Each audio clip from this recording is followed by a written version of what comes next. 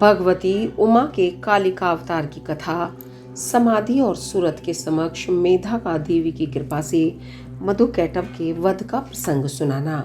इसके अनंतर छाया पुरुष, सर्ग, कश्यप वंश, मनवंतर, मनु वंश, सत्यव्रत आदि वंश, पितृकल्प तथा व्यासोत्पत्ति आदि का वर्णन सुनने के पश्चात मुनियों ने सूत जी से कहा, ब्रह्मवेत्ताओं में श्रेष्ठ सूत जी, हमने आपके मुख से भगवान शिव की अनेक इतिहासों से युक्त रमणीय कथा सुनी, जो उनके नाना अवतारों से संबंध रखती है तथा मनुष्यों को भोग और मोक्ष प्रदान करने वाली है। अब हम आपसे जगजननी भगवती उमा का मनोहर चरित्र सुनना चाहते हैं। पर ब्रह्म परमात्मा महेश्वर की जो आद्या सनातनी शक्ति है, वे उमा नाम से विख्यात है। वे ही त्रिलोकी को उत्पन्न करने वाली पराशक्ति है। महामते, दक्ष कन्या सती और हिमवान की पुत्री पार्वती, ये उमा के 2 अवतार हमने सुने। सूत जी, अब उनके दूसरे अवतारों का वर्णन कीजिए। लक्ष्मी जननी जगदम्बा उमा के गुणों को सुनने से कौन बुद्धिमान पुरुष विरत हो सकता है? ज्ञानी पुरुष भी कभी उनके कथा श्रवण के शुभ अवसर को नहीं छोड़ते। सूत जी ने कहा, महात्माओं, तुम लोग धन्य हो और सर्वदा कृतकृत्य हो, क्योंकि परा अम्बा उमा के महान चरित्र के विषय में पूछ रहे हो, जो इस कथा को सुनते, पूछते और बाँचते हैं। उनके चरण कमलों की धूलि को ही ऋषियों ने तीर्थ माना है। जिनका चित्त परम संवित स्वरूपा श्री उमा देवी के चिंतन में लीन है, वे पुरुष धन्य है, कृतकृत्य है। उनकी माता और कुल भी धन्य है, जो समस्त कारणों की भी कारण रूपा देवेश्वरी उमा की स्तुति नहीं करते। वे माया के गुणों से मोहित तथा भाग्यहीन है, इसमें संशय नहीं है। जो करुणा रस की सिंधु स्वरूपा महादेवी का भजन नहीं करते, वे संसार रूपी घोर अंधकूप में पड़ते हैं। जो देवी उमा को छोड़कर दूसरे देवी देवताओं की शरण लेता है, वह मानो गंगा जी को छोड़कर प्यास बुझाने के लिए मरुस्थल के जलाशय के पास जाता है। जिनके स्मरण मात्र से धर्म आदि 4 पुरुषार्थों की अनायास प्राप्ति होती है, उन देवी उमा की आराधना कौन श्रेष्ठ पुरुष छोड़ सकता है? पूर्व काल में महामना सूरत ने महर्षि मेधा से यही बात पूछी थी। उस समय मेधा ने जो उत्तर दिया, मैं वही बता रहा हूँ। तुम लोग सुनो। पहले स्वारोचिष मनवंतर में विरथ नाम से प्रसिद्ध एक राजा हो गए हैं। उनके पुत्र सूरत हुए, जो महान बल और पराक्रम से संपन्न थे।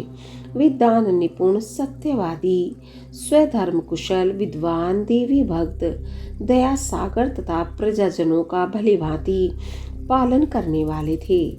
इंद्र के समान तेजस्वी राजा सूरत के पृथ्वी पर शासन करते समय 9 ऐसे राजा हुए, जो उनके हाथ से भूमंडल का राज्य छीन लेने के प्रयत्न में लगे थे।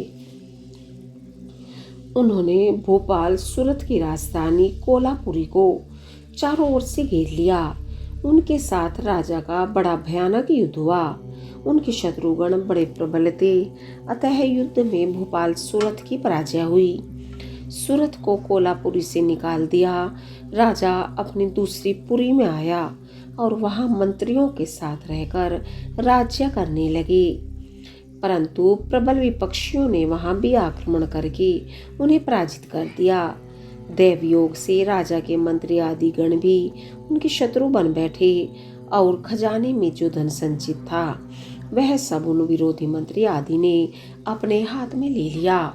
तब राजा सूरत शिकार के बहाने अकेले ही घोड़े पर सवार हो नगर से बाहर निकले और गहन वन में चले गए। वहां इधर उधर घूमते हुए राजा ने एक श्रेष्ठ मुनि का आश्रम देखा, जो चारों ओर फूलों के बगीचे लगे होने से बड़ी शोभा पा रहा था। वहां वेद मंत्रों की ध्वनि गूंज रही थी। सब जीव जंतु शांत भाव से रहते थे। मुनि के शिष्यों, प्रशिष्यों तथा उनके भी शिष्यों ने उस आश्रम को सब ओर से घेर रखा था। महामते, विप्रवर मेधा के प्रभाव से उस आश्रम में महाबली व्याघ्र आदि अल्प शक्ति वाले गौ आदि पशुओं को पीड़ा नहीं देते थे। वहां जाने पर मुनीश्वर मेधा ने मीठे वचन, भोजन और आसन द्वारा उन परम दयालु विद्वान नरेश का आदर सत्कार किया। एक दिन राजा सूरत बहुत ही चिंतित तथा मोह के वशीभूत होकर अनेक प्रकार से विचार कर रहे थे। इतने में ही वहां एक वैश्य पहुंचा। राजा ने उससे पूछा, भैया तुम कौन हो और किस लिए यहाँ आए हो? क्या कारण है कि दुखी दिखाई दे रहे हो? यह मुझे बताओ। राजा के मुख से यह मधुर वचन सुनकर वैश्य प्रवर समाधि ने दोनों नेत्रों से आंसू बहाते हुए प्रेम और नम्रता पूर्वक वाणी में इस प्रकार उत्तर दिया। वैश्य बोला, राजन मैं वैश्य हूँ, मेरा नाम समाधि है। मैं धनी के कुल में उत्पन्न हुआ हूँ, परंतु मेरे पुत्रों और स्त्री आदि ने धन के लोभ से मुझे घर से निकाल दिया है। अतः अपने प्रारब्ध कर्म से दुखी हो मैं वन में चला आया हूँ।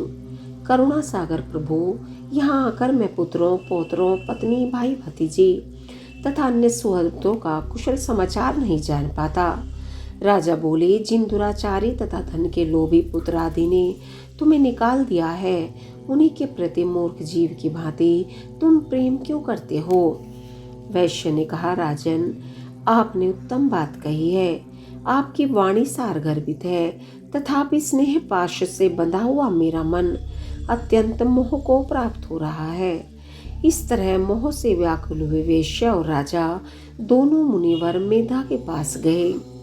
वैश्य सहित राजा ने हाथ जोड़कर मुनि को प्रणाम किया और इस प्रकार कहा, भगवान आप हम दोनों के मोह पाश को काट दीजिए। मुझे राज्य लक्ष्मी ने छोड़ दिया और मैंने गहन मन की शरण ली, तथापि राज्य छिन जाने के कारण मुझे संतोष नहीं है। और यह वैश्य है जिसे स्त्री आदि स्वजनों ने घर से निकाल दिया है, तथापि उनकी ओर से इसकी ममता दूर नहीं हो रही है। इसका क्या कारण है बताइए? समझदार होने पर भी हम दोनों का मन मोह से व्याकुल हो रहा है। यह तो बड़ी भारी मूर्खता है। ऋषि बोले, राजन सनातन शक्ति स्वरूप जगदम्बा महामाया कही गई है। वे ही सबके मन को खींचकर मोह में डाल देती है। प्रभो, उनकी माया से मोहित होने के कारण ब्रह्मा आदि समस्त देवता भी परम तत्व को नहीं जान पाते, फिर मनुष्यों की तो बात ही क्या है। वे परमेश्वरी ही रज, सत और तम इन तीनों गुणों का आश्रय ले समय अनुसार संपूर्ण विश्व की सृष्टि, पालन और संहार करती है। निरपश्रेष्ठ जिसके ऊपर वे इच्छानुसार रूप धारण करने वाली वरदायिनी जगदम्बा प्रसन्न होती है, वही मोह के घेरे को लांघ पाता है।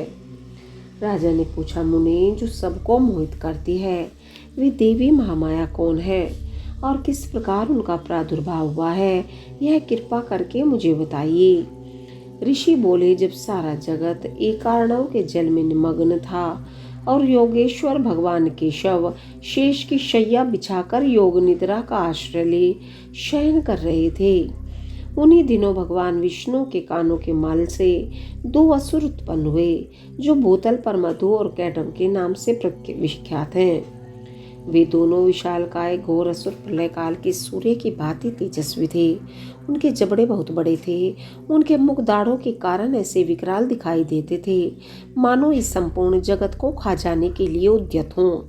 उन दोनों ने भगवान विष्णु की नाभि से प्रकट हुए कमल के ऊपर विराजमान ब्रह्मा को देखकर पूछा, अरे तू कौन है? ऐसा कहते हुए वे उन्हें मार डालने के लिए उद्यत हुए। ब्रह्मा जी ने देखा ये दोनों दैत्य आक्रमण करना चाहते हैं और भगवान जनार्दन समुद्र के जल में सो रहे हैं। तब उन्होंने परमेश्वरी का स्तवन किया और उनसे प्रार्थना की, अंबिके तुम इन दोनों दुर्जन असुरों को मोहित करो और अजन्मा भगवान नारायण को जगा दो। ऋषि कहते हैं, इस प्रकार मधु और कैटभ के नाश के लिए ब्रह्मा जी के प्रार्थना करने पर संपूर्ण विद्याओं की अधिदेवी जगजननी महाविद्या फाल्गुन शुक्ला द्वादशी को त्रैलोक्य मोहिनी शक्ति के रूप में प्रकट हो महाकाली के नाम से विख्यात हुई।